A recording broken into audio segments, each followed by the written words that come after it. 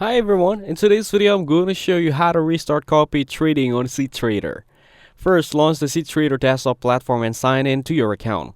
Once logged in, move to the copy section from the top menu, then open the strategies tab. This area shows all available traders you can copy. Now explore the list of strategies and review their performance, risk level, and trading behavior. While choosing a strategy, make sure to know the account currency and leverage used by the trader, as your copy account must use the same settings. Next, create a new investor account that matches the strategy provider. Log in your SCA client portal, then go to the trading accounts. Click the Add Plus option to open a new account. Then select cTrader as the platform. Set the currency exactly the same as the strategy provider, choose any account name you like, and match the leverage with the provider's leverage.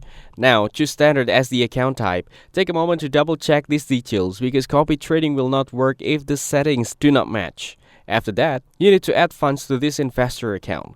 In the SCA portal, open the wallet section and choose internal transfer.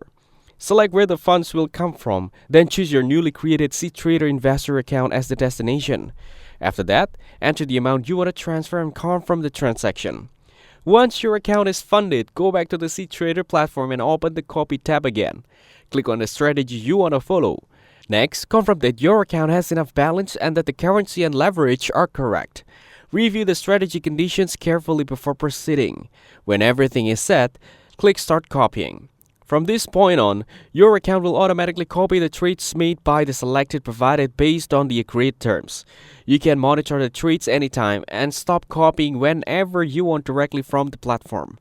If this video helped you, make sure to like the video and subscribe to the channel. Thanks for watching, and I'll see you in the next video.